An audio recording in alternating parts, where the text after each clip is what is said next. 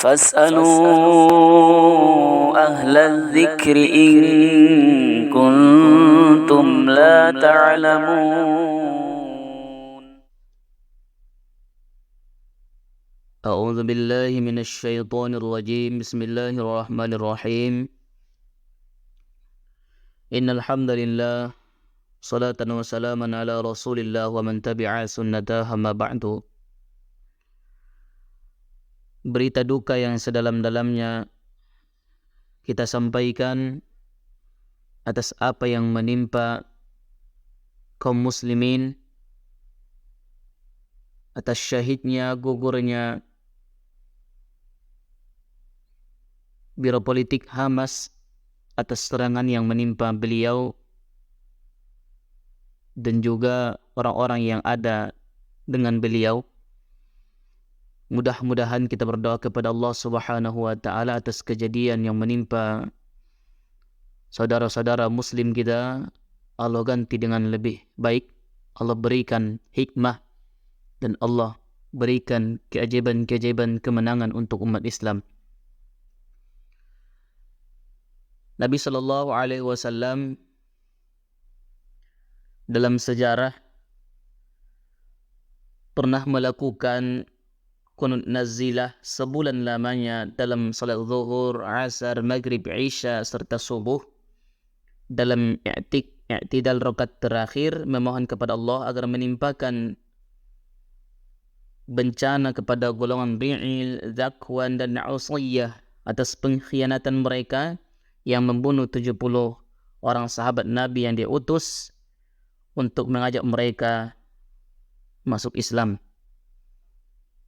Sehubungan dengan apa yang dialami umat Islam saat ini, secara fikih boleh melakukan kunut nazilah di setiap pelaksanaan salat fardu zuhur, asar, maghrib, isya dan subuh. Memohon kepada Allah Subhanahu wa taala agar diberikan kemenangan, agar diberikan kebebasan kepada saudara-saudara kita umat Islam yang hak-hak dan kewajibannya dirampas. Hak manusiawinya tidak dianggap, di mana umat Islam direbut kewajiban dan hak-hak mereka. Imam An-Nawawi menghikayatkan dalam kitab Wizaratul Awqaf wa Syu'unul Islamiyah Al-Mawsu'atul Fiqhiyah bahwa makna kunut adalah berdoa, doa yang baik maupun doa yang buruk. Sementara secara syar'i kunut berarti nama suatu doa saat berdiri dalam salat pada tempat tertentu. Adapun nazilah bermakna musibah besar yang menimpa manusia seperti diserang musuh, kekeringan, pandemi, atau wabah penyakit yang berjangkit serempak di mana-mana atau meliputi daerah geografis yang luas. Bahaya besar yang menimpa kaum muslimin atau sebagiannya, dan contoh yang lain. Oleh karena itu, dipahami bahwa pengertian kunut nazilah adalah doa yang diucapkan saat berdiri dalam salat pada tempat tertentu saat i'tidal karena musibah yang menimpa kaum muslimin atau sebagiannya. Nabi sallallahu alaihi wasallam juga pernah memohon kepada Allah Subhanahu wa taala agar melepaskan Al-Walid, Salamah bin Hisham, Iyas bin Abi Rabi'ah dan orang-orang mukmin yang lemah dan tertindas oleh kaum kafir Quraisy. Kita juga memohon kepada Allah Subhanahu wa taala melakukan kunut nazilah agar saudara-saudara kita dibebaskan oleh Allah Subhanahu wa taala. Menurut perbandingan mazhab, hukum kunut nazilah menurut mazhab Syafi'i, hukum kunut nazilah adalah sunnah ketika terjadi malapetaka atau bahaya yang menimpa kaum muslimin atau sebahagiannya. Sedangkan waktu pelaksanaannya adalah ketika berdiri bangun dari rukuk atau i'tidal dalam kelima salat fardu. Boleh zuhur, boleh asyar, maghrib, isya dan subuh. Dalil yang dijadikan landasan ini adalah hadis sahih anna Nabi sallallahu alaihi wasallam qanata syahran liqatlil qurra'u radhiyallahu anhum. Nabi SAW membaca doa qunut nazilah selama sebulan karena tragedi terbunuhnya para qurra ahli Al-Quran radhiyallahu anhum, Bukhari dan Muslim. Imam An-Nawawi juga menyebutkan dalam kitab Al-Majmu' Syarh Al-Muhadzab anna Nabi sallallahu alaihi wasallam qanata ba'da ar-ruku'. Nabi SAW membaca doa qunut nazilah setelah bangun dari ruku'. Riwayat Bukhari dan Muslim.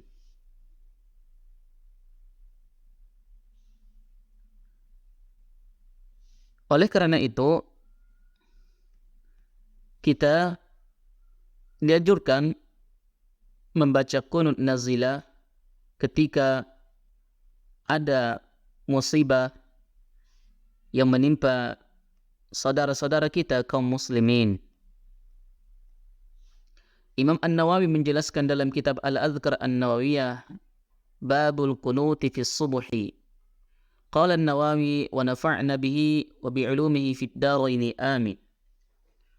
Wa amma ghairu subuhi min as-salawatil khamsi. Pada salat-salat fardu yang lain selain subuh, fahal yaqnutu fiha? Apakah ada kunut padanya? Fihi salasatu aqwalin lisyafi'i rahimahullahu ta'ala. Dalam masalah ini ada 3 pendapat bagi Imam Syafi'i. Kata beliau, al-asahul masyhuru minha.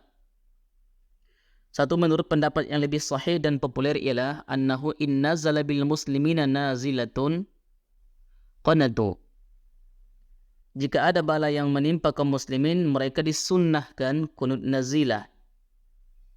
Wa illa fala, jika tidak ada musibah yang menimpa kaum muslimin, maka tidak disunnahkan membaca kunut nazilah. Jadi ketika ada perkara-perkara yang menimpa kaum muslimin, maka sunnah kita membaca kunut nazilah. Wasani yaqnutuna mutlaqan.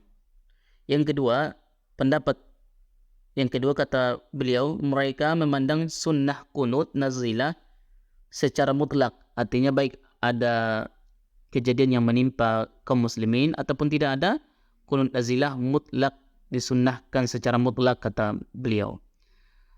Wassalisu la yaqnutuna mutlaqan.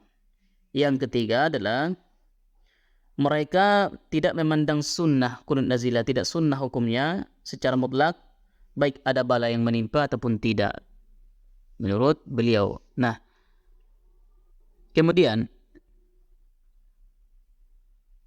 menurut madhab Syafi'i tidak ada redaksi doa qunut nazilah tertentu sehingga dapat dilakukan dengan berbagai macam doa sesuai dengan konteksnya, kejadiannya. Jadi menurut Imam Syafi'i, madhab Syafi'i, doa qunut nazilah tidak ada redaksi doa qunut nazilah tertentu. Artinya qunut nazilah itu doa sesuai dengan keadaan. Kalau keadaannya menimpa muslimin, kita bermohon kepada Allah Subhanahu wa taala dibebaskan. Kalau kejadian itu qunut nazilah untuk disembuhkan dari penyakit, minta kepada Allah Subhanahu wa taala diangkat penyakit, dibebaskan dari wabah yang sedang menimpa. Nah, inilah sekilas dari qunut nazilah yang kita lakukan, yang sunnah kita lakukan sebab ada musibah seperti mara bahaya yang terjadi, atau penjajahan, atau bencana besar di suatu negara, termasuk di antaranya menimpa sebagian kaum muslimin, atau termasuk salah satunya adalah ditawannya orang-orang yang alim, orang-orang yang adil, atau salah satunya ketika meninggalnya tokoh-tokoh Islam yang berpengaruh dalam perkembangan perjuangan dakwah Islam. Wa sallallahu ala sayyidina Muhammadin nabiyil ummi wa ala alihi wa sahbihi wa baraka wa sallam walhamdulillahi rabbil